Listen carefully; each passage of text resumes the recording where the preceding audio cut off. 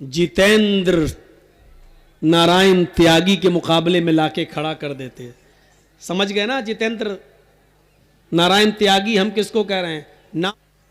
यस्तब्दिल कौमन गैरा कौम, जब तुम अल्लाह की नाफरमानी खुल्लम खुल्ला करोगे, मेरे नबी मोहम्मद के रास्ते पर खुल्लम खुल्ला बिगड़ के चलाओगे, तो हम तुम्हें बदल देंगे और तुम्हारी जगह दूसरी कौम को ले आएंगे। यस्तब्दिल कौमन गैरा कौमिन, हम तुम्हारी जगह दूसरी कौम को मुसलमान कर देंगे और तुम्हें बदल देंगे। चले थे कुरान बदलने, अल्लाह ने इनको ही बदल दिया। अल्लाह का शुक्र है कि अब ये शख्स मुसलमानों मरने के बाद भी 2 गज जमीन का टुकड़ा इसको नसीब नहीं होगा। और कहो इंशाअल्लाह। ऐसा चेंज किया अल्लाह ने, ऐसा चेंज किया अल्लाह ने। एक चीज की चेंजिंग रह गई, बीच वाले हिस्से की। बचपन में उसके माँ बाप ने जो खतना करा दिया था, वो बेचारा जिंदगी भर उसको जब तक देखेगा वही रोएगा। सब बदला, ये नहीं बदल पाया मैं, ये निशानी मेरे साथ बाकी रह गई है। सोच रहा होगा, अमेरिका और लंदन और पेरिस और जर्मन और फ्रांस फोन कर करके पूछ रहा होगा कोई ऐसा इलाज है कि खतना खत्म हो जाए। बेचारा सोच रहा होगा इसको क्या करें, हम इसको कहां ले जाएं, ये तो जिंदगी भर उसका पीछा छोड़ने वाला नहीं है।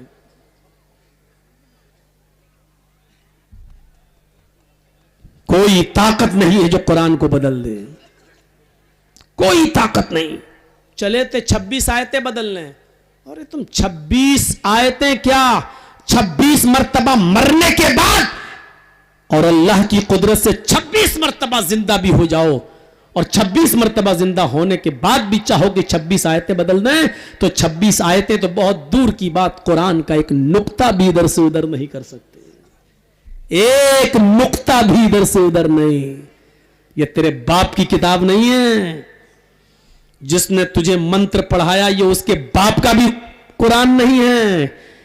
इन्ना नहनु नज़्ज़लना ज़िक्रा व इन्ना लहू लाफ़िज़ून, हम ही ने इस कुरान करीम को उतारा है। अल्लाह कह रहा है हमने इस कुरान को नाजिल किया है, हम ही इसकी हिफाजत करेंगे, हम इसकी रक्षा करेंगे। हाँ आओ और एक मैदान में आ जाओ। आओ मंत्र पढ़ाने वाले पंडितों, तुम्हें चैलेंज देता हूं। ईसाइयों तुम्हें चैलेंज देता हूं, यहूदियों तुम्हें चैलेंज देता हूं, मुल्ला मौलवी भी, उनको इकट्ठा करने की जिम्मेदारी मेरी। भारत में जितने भी धर्म हैं उन सबके धर्म के विद्वानों को खुला चैलेंज देता हूं, अपनी अपनी धार्मिक किताबें ले आओ। आओ एक मैदान में चलिए, आओ एक मैदान में उसको जमा करते हैं। आओ दिल्ली के रामलीला मैदान में इकट्ठा करते हैं, सारी किताबें लाओ। ईसाई अपनी बाइबिल ले आए, यहूदी अपनी तौरात ले आए, हिंदू भाई या हिंदुओं के पंडित अपने वेद ले आए, सिख अपना गुरु ग्रंथ ले आए, जैनी अपने महावीर की जैनिज्म ले आए, मुसलमान भी कुरान ले आए। आओ चैलेंज देता हूं, सारी किताबों को एक साथ जला दो और एक भी किताब बाकी न रखो। सब में तेल लगा दो, घासलेट डाल दो, पेट्रोल डाल दो और आग लगा दो। मोदी जी भी वहां हो, अमित शाह भी वहां हो, जर्जीस भी वहां हो, पादरी भी वहां हो, क्रिश्चियन का राहिब भी वहां हो। हर आदमी, हर धर्म के विद्वानों को उस जगह जमा करो और सारी किताबें जलाने के बाद कहो कि अब अपनी अपनी किताबें लेकर आओ। ईसाइयों आओ अपनी इंजील पेश करो, नहीं कर पाएगा। यहूदियों अपनी तौरात सुनाओ, नहीं सुना पाएगा। सिखों अपना सिखिज्म पेश करो, गुरु ग्रंथ पेश करो, नहीं कर पाएगा। बुद्धिस्ट अपना बुद्धिज्म लेकर आओ, नहीं ला पाएगा। हिंदू भाई अपने वेदों को पढ़ के सुनाओ, नहीं सुना पाएगा। जर्जीस, तुम्हारी किताब कुरान भी तो जला दी गई है, आओ इस कुरान को पेश करो। 9 साल का बच्चा मुसलमान का, 10 साल का बच्चा मुसलमान का उठेगा, बिस्मिल्लाह की बे से शुरू करेगा और वन्नास की सीन पर ले जाकर खत्म कर देगा और सब धर्म वालों के मुंह पे थप्पड़ मारता हुआ कहेगा, यह कुरान है जो जलाने से भी नहीं जलता है, यह कुरान है जो मिटाने से भी नहीं मिटता है, यह कुरान है जिसकी तालीम में कशिश रखी है अल्लाह ने। इसको समंदर में डाल दो तो समंदर डुबो नहीं सकता, आग में जला दो तो आग जला नहीं सकती, इसको दुनिया की कोई ताकत मिटाना चाहे तो मिटा नहीं सकती। ये वो किताब है जो बड़े बुजुर्गों के दिलों में नहीं, 9 और 10 साल के बच्चों के सीने में महफूज है। ये 10 साल का बच्चा बड़े बड़े लोगों के मुंह पे तमाचा मारेगा और कहेगा कि ये कुरान वो तो जला दिया जो कागज के टुकड़ों पर था, वो तो जला दिया जो कागज पर लिखा हुआ था, लेकिन उस कुरान का क्या करोगे जो हमारे सीने में महफूज है, जो हमारे दिल के अंदर महफूज है। इन्ना नहनु नज़्ज़लना ज़िक्र व इन्ना लहू लहाफ़िज़ून, हम ही ने इस कुरान को उतारा है और हम ही इस कुरान की हिफाजत करेंगे। चले थे कुरान बदलने, अल्लाह ने कहा तेरी हैसियत देख, पूरी दुनिया के लिए हम तुझी को बदल दे रहे हैं, कोई जरूरत नहीं तेरी। अल्लाह ने पूरा तुझे बदल दिया, तेरी मां ने तुझे दूध पिलाया तो तू एक चीज बदल के दिखा दे खतना। अल्लाह ने अपनी कुदरत का कमाल दिखा दिया, उसने तुझे पूरा चेंज करके यह साबित कर दिया कि मैंने तुझे बदल दिया, ले तेरी औकात यही थी। अब सारे लोग जिन्होंने तुझे मंत्र पढ़ाए और शुद्ध हिंदू करके त्यागी बना दिया है, वो सारे मिलकर तेरा एक खतना खत्म करके दिखाएं। खतना खत्म करने के चक्कर में पूरी मशीन खत्म करना पड़ेगी, और पूरी मशीन खत्म हो गई तो फिर बीच वाला बन जाएगा बेचारा। कहां पहुंचा दिया उसको, सारे पंडित मिलकर और भारत की पूरी हुकूमत मिलकर भी उसकी वो निशानी खत्म नहीं कर सकती। जर्मन, फ्रांस, ऑस्ट्रेलिया, हर जगह फोन हो रहे होंगे, कोई है तुम्हारे पास सर्जरी तो बताओ, हम स्पेशल जहाज से भेज देते हैं उसको। लेकिन ऐसी सर्जरी अभी तक तो बनी नहीं है। अब देखिए आगे होता है क्या क्या। और याद रखना, जो शख्स अपने बाप का नहीं होता वो गैरों का भी, जो अपनी मां का नहीं होता वो किसी और का भी नहीं होता। कुछ दिनों के बाद इधर से भी निकाला जाएगा, ये इधर से भी निकाला जाएगा। जो इंसान अपने घर की झोपड़ी और टीन में सुकून से नहीं रह सका, वो दूसरों की एयर कंडीशन में भी सुकून से नहीं रह सकता। सोते वक्त उसका दिल अंदर से उस कुड़ेगा, हमने क्या किया। बीवी ने साथ छोड़ा, बच्चों ने साथ छोड़ा, समाज ने साथ छोड़ा, सोसाइटी ने साथ छोड़ा, पूरी बिरादरी ने साथ छोड़ा। जो हाल तस्लीमा नसरीन का हुआ, जो हाल सलमान रश्दी का हुआ, जब इन्होंने कुरान के खिलाफ आवाज उठाई तो दूसरों ने बहुत इज्जत दी, आओ हमारे यहां आ जाओ। लेकिन वहां रहकर उसने उनके खिलाफ भी आवाज उठाई, तो आज ये लोग ऐसे हो गए, धोबी के गधे, न घर के न घाट के, न इधर के हुए न उधर के, न इधर के हुए न उधर के, न खुदा ही मिला न विसाले सनम, न इधर के रहे न उधर के हुए हम। आज सलमान रश्दी का कोई नाम लेने वाला नहीं है, आज तस्लीमा नसरीन का कोई नाम लेने वाला नहीं है। आने वाले वक्त में इस जितेंद्र नारायण त्यागी का भी कोई नाम लेने वाला नहीं होगा। और जोर से कहो इंशाअल्लाह, इंशाअल्लाह। जो कुरान को बदलेगा उसकी इस दुनिया में कभी कोई खैरियत नहीं है। यही लोग उसको निकालेंगे, यही लोग। जब तक मोदी जी हैं तब तक तुम हो, जब तक मोदी जी हैं तब तक तुम हो। और मोदी जी कब तक हैं ये कुछ नहीं कहा जा सकता। क्यों? आपको मालूम है ना, सब जानते हैं। ये तो किराएदार हैं, जाती मकान थोड़ी है। राहत इंदौरी ने कहा था ना, वो याद रखो, वो याद रखो, जो आज साहिबे मसनद हैं कल नहीं होंगे। जो आज साहिबे मसनद हैं कल नहीं होंगे। किराएदार हैं, जाती मकान थोड़ी है। जब तक ये हैं तब तक तुम हो बेटा। जब बाप ही नहीं रहेगा तो फिर बेटा क्या करेगा? और कभी ना कभी तो बाप उतरेगा। ऊपर वाले की लाठी में आवाज नहीं होती है, उसके यहां देर होता है लेकिन अंधेर नहीं होता है। जैन में इंसानियत है, ईसाई धर्म में तो इतनी इंसानियत है कि कोई तुम्हारे दाएं गाल पे थप्पड़ मारे तो बायां गाल पेश कर दो, नहीं बदला मत लो। कोई दाएं पे मारे लो, और जब इधर भी मार दे तो फिर लो, यानी पिटते रहो। बाइबल में तो यहां तक लिखा है कि किसी पर जुल्म मत करो। अगर कोई तुम्हारा कुर्ता ले ले, ये ऊपर का पंजाबी, तो उसके साथ 2 किलोमीटर पैदल चले जाओ और वहां जाके उसको अपना पैजामा भी उतार के दे दो। यहां तक लिखा है बाइबल के अंदर। लेकिन इस्लाम ने इतनी बुज़दिली नहीं सिखाई है। इस्लाम ने कहा है कि नहीं, तुम अपनी तरफ से किसी को छेड़ो मत, और अगर कोई तुम्हें छेड़ दे तो उतना ही तुम बदला ले सकते हो जितना उसने तुम्हें परेशान किया है, ज्यादा नहीं।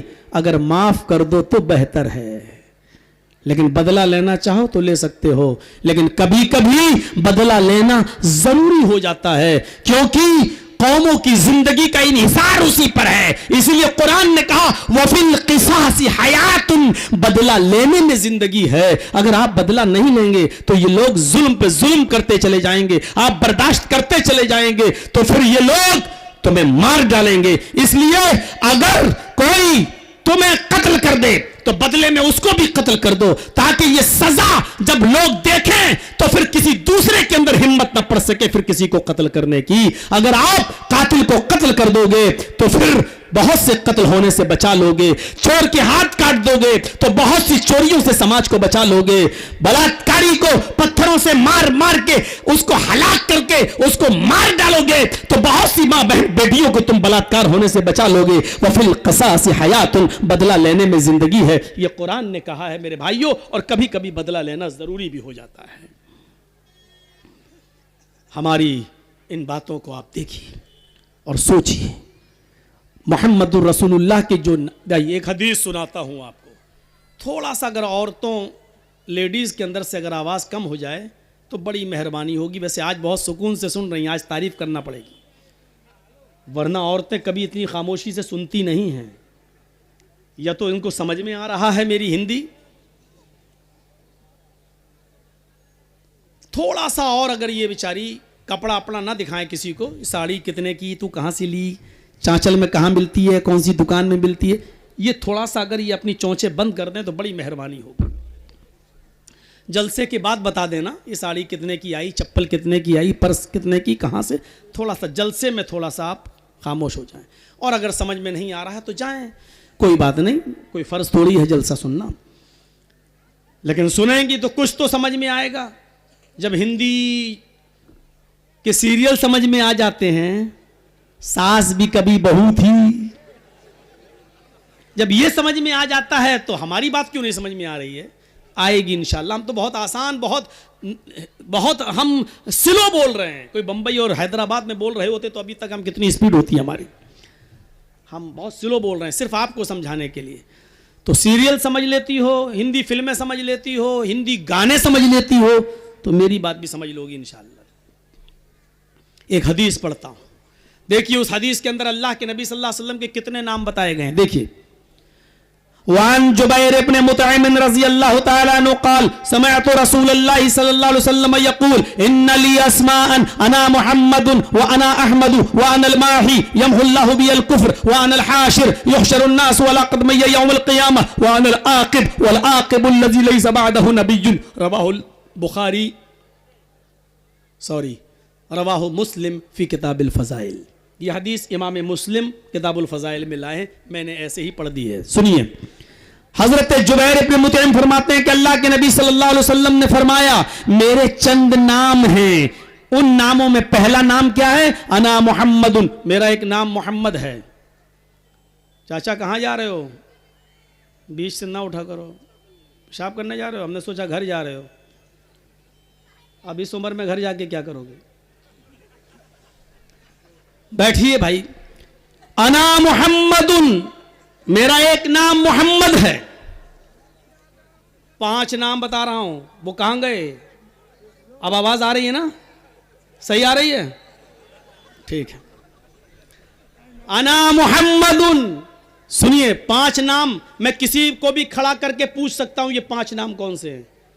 इसलिए जिसको भागना हो अभी भाग जाओ, ये इन दोनों को भगाओ जल्दी से सामने से। असल में जब मेरे सामने कोई खड़ा होता है तो मैं डर जाता हूं।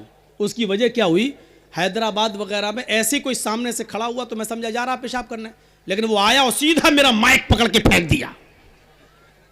क्या बोल रहा है? उसके बाद अंडे, टमाटर, आलू सब चले, चप्पल, जूते, कुर्सी सब फेंकी गई। तो मैं उस दिन से डर गया हूं कि ऐसा तो नहीं कि माइक पकड़ने आ रहा हो। तो सामने से मत आया करो, मैं भूल जाता हूं कि क्या मैं बोल रहा था।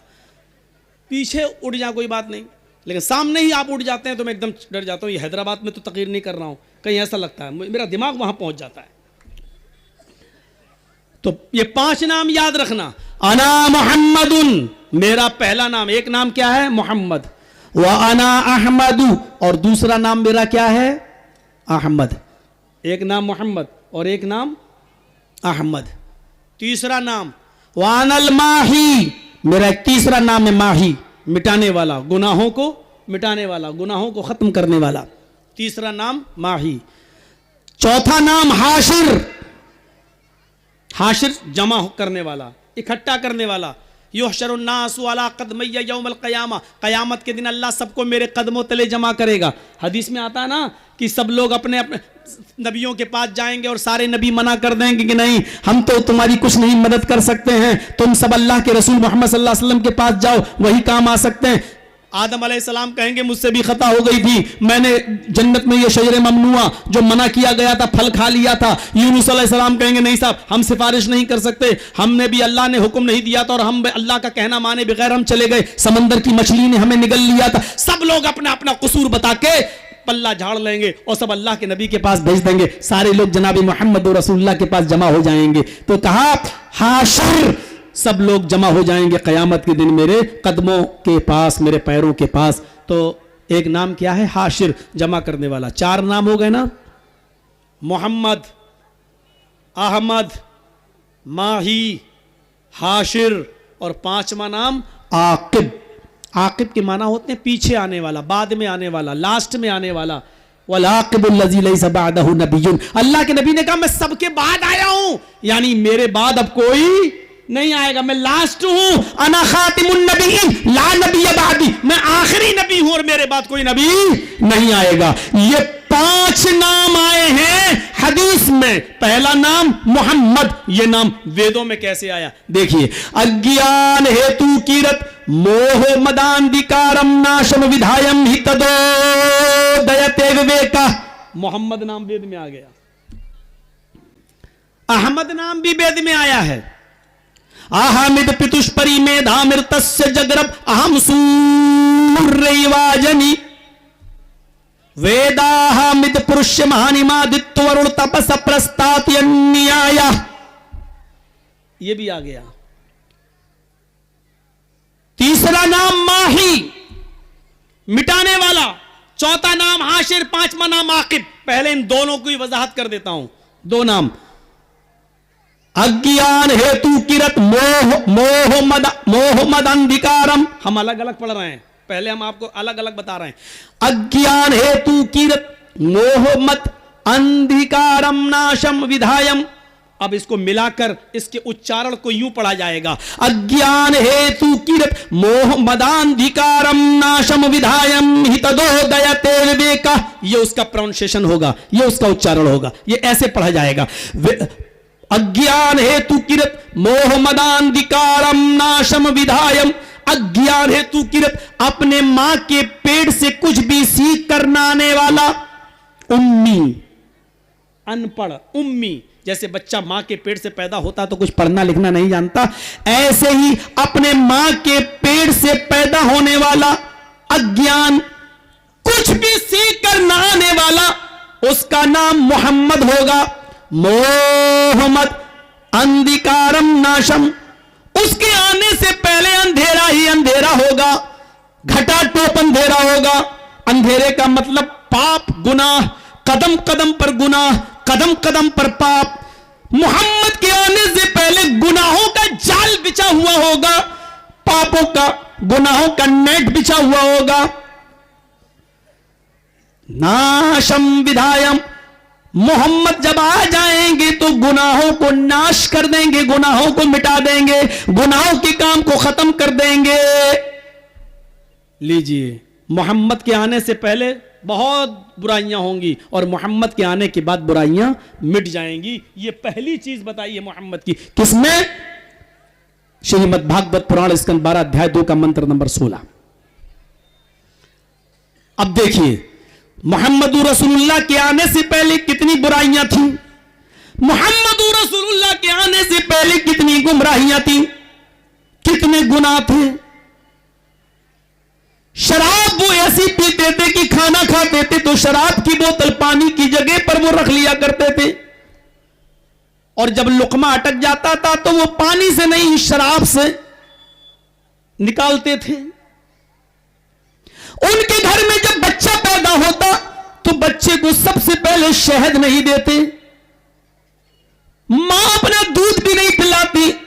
जब उनके घर में कोई बच्चा पैदा होता, किसी औरत की डिलीवरी होती और वो बच्चे को जन्म देती, तो उस बच्चे की जबान पर सबसे पहले शराब के कतरे, शराब की ड्रॉप्स, शराब की बूंदें उसके हलक में डाली जाती और गर्व किया जाता कि मैंने अपने बच्चे को सबसे पहले शराब पिलाई है।